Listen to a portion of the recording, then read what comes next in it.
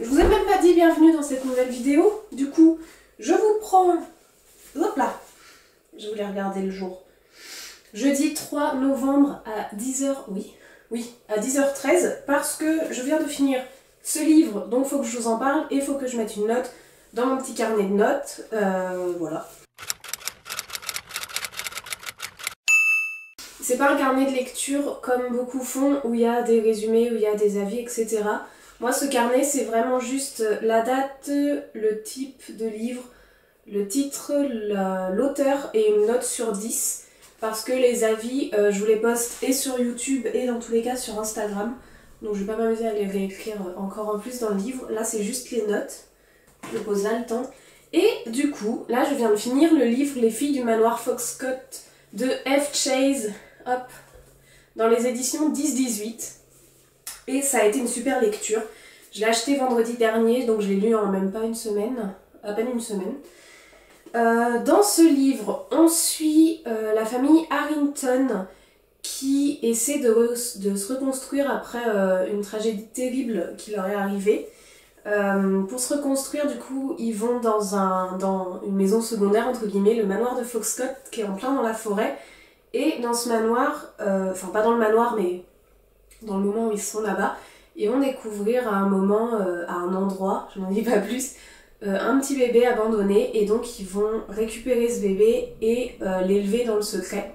Et en parallèle en parallèle de ça, on suit Sylvie qui est une maman quarantenaire, qui a une fille, voilà tout ça, et qui elle ne sait pas, connaît pas son passé, sait pas d'où elle vient, elle a juste été, elle sait qu'elle a été adoptée, mais elle sait pas plus que ça de sa vie, et du coup va s'en suivre une quête où elle va chercher ses origines, elle va chercher d'où elle vient, et en même temps il va lui arriver aussi une grosse tragédie qui est un peu similaire à celle dans l'autre histoire, par-dessus laquelle elle devra passer. J'ai du mal à pas utiliser les bons mots parce que sinon ça risque de vous spoiler pas mal de choses. Je trouve que ce livre est pas mal fait, surtout à lire en ce moment. Ça se passe dans la ville londonienne, ça se passe dans la forêt, donc c'est vrai que c'est un peu automnal, et pourtant c'est en plein été que ça se passe. C'est ultra chouette parce que c'est écrit d'une manière très fluide, donc en fait c'est un livre où je me suis pas ennuyée. Pour autant, la forêt est beaucoup décrite, mais ça roule tout seul, ça se passe super bien. De mon côté, je pense qu'elle aurait pu en faire 2 livres et elle aurait pu creuser plus certains aspects, notamment certains personnages, les vies de certains personnages. Moi j'aurais aimé savoir pourquoi telle personne a eu telle réaction, enfin un peu plus, parce que souvent les actions se passent et on a vite la fin de l'action. Et je me dis, on aurait pu creuser, on aurait pu aller plus loin sur tel flirt, ou telle histoire, ou tel bidule. Pour moi, ça aurait pu faire 2 romans si elle avait voulu. Mais du coup, en fait, on s'ennuie pas dans celui-là, tout s'enchaîne, donc ça fait un roman où ça avance, ça avance, ça avance. C'est pas mal construit. Moi, j'aime beaucoup les retournements de situation à la fin, qui sont vachement intéressants. Je trouve pas déconnants et je les trouve très très chouettes. Elle a fait un autre livre avant celui-là, je pense que je vais le prendre et je vais le lire, c'est... Un manoir en Cornouailles, hop, je vous le mets juste ici. Celui-là me tente bien, donc je pense que je le prendrai à un moment.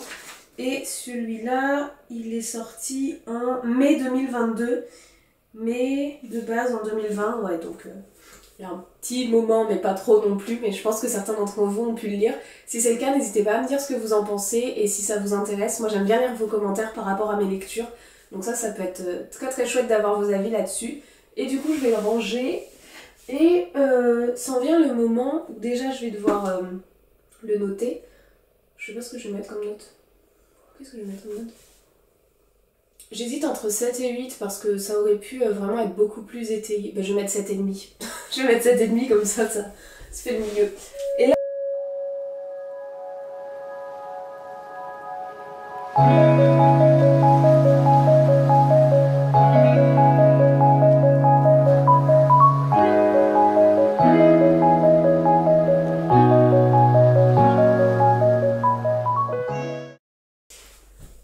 Hello, nous sommes le 14 novembre et la dernière fois que je vous ai pris pour ce vlog, je crois que c'était début novembre, donc ce vlog est vraiment sur une quantité de temps énorme. C'est difficile en ce moment, ok? Du coup, on est la veille de mon anniversaire. Donc, aux dernières nouvelles, je sais même plus quel livre je lisais et ce que je vous disais. Je crois que j'avais terminé Les filles du manoir Foxcott, si je me trompe pas. Je vous avais dit que je l'avais fini. Et là, c'était celui-là qui était trop bien. Et il me semble que je vous avais dit que je savais pas avec quel livre continuer. Putain, 3 choses à la fois. Je savais pas par quel livre continuer et du coup j'ai choisi Feu et sang de George R.R. Martin. Hop, dans les éditions J'ai lu, je trouve cette édition ultra jolie. Partie 1 et du coup j'ai précommandé la partie 2 à ma libraire au Bavardage à Poitiers. Et donc dans ce livre j'en suis là à la page 401 sur 436, donc ce soir c'est fini. Mais je peux vous en parler maintenant parce que je suis déter maintenant. Je vais allumer l'ordinateur comme ça il va charger tranquillement. En fait là on est plusieurs centaines d'années avant les 7 royaumes tels qu'on les connaît et avant le début de Game of Thrones, si on veut faire plus large, avant le début du trône de fer tel qu'on a lu la saga ou vu la saga plus. Du coup là on est surtout centré sur le règne des Targaryens parce qu'avant que les 7 royaumes soient réunifiés, c'est un petit peu les Targaryens qui gouvernaient plus ou moins le monde. On est sur avant la guerre du conquérant et après le conquérant, donc qui est Aegon Targaryen, et sur du coup ses descendants, qui a pris le trône après lui, différents rois qui pour certains sont des rois sympathiques, des rois laxistes, des rois trop durs, des rois... En fait on passe partout par les Targaryens, leur façon de gérer Westeros, Essos et compagnie, mais aussi et surtout d'ailleurs leur vie entre leurs descendants, c'est qui se marie avec qui et pourquoi. Bref, on reste dans les bases du Game of Thrones où ça se fait la guerre pour avoir des terres, où ça couche avec tout le monde de manière plus ou moins consentie, voilà, où il y a de l'inceste et compagnie. C'est pas un livre qui est facile à lire.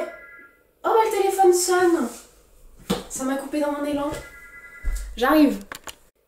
C'est un livre, je pense... Après, de toute façon, Game of Thrones, ça se lit normalement après 16 ans. Bon, moi j'ai regardé la série, j'en avais 14-15, donc je dirais ado bien tassé pour lire du Game of Thrones, parce que bon, c'est quand même pas... Mais du coup, pour ceux qui aiment Martin, c'est écrit d'une manière où ça se lit, mais tout seul. Au début, j'avais un peu peur, parce que c'est écrit au passé, et c'est écrit... en fait, c'est Martin qui relate ce que les maîtres ont écrit sur cette période. Je sais pas si c'est très clair, mais en fait ça coule tout seul alors que je pensais l'inverse. Voilà, c'est tout ce que je peux vous dire sur ça, parce qu'en vrai je peux pas rentrer dans les détails ou je peux pas vous conter le début de l'histoire, étant donné que c'est vraiment au début de l'histoire on a Aegon le Conquérant et comment il a conquéri les royaumes, etc. Mais après c'est un déroulé de ses enfants qui se marient avec qui, de ses petits-enfants, des arrière-petits-enfants qui prennent le nom et qui prennent la suite. Donc en fait, ce serait compliqué de vous expliquer, surtout que toutes les générations ils reprennent le même prénom que papa, maman, que tati, tonton, donc va te mélanger comme il faut. Du coup voilà, faut que je vous montre ces 2 BD que j'ai eu hier pour mon anniversaire et que je viens de terminer de lire. Et je terminerai cette vidéo ici. Donc mon chéri m'a offert, aïe, les 2 premiers tomes de Zombielenium. Yeah. Je sais pas si vous avez vu le film, moi j'ai vu le film, c'était quand? C'était à 4 ans peut-être, quand j'étais animatrice en centre de loisirs avec les enfants au cinéma. Et j'ai adoré ce film, mais à un point, genre j'aime vraiment trop.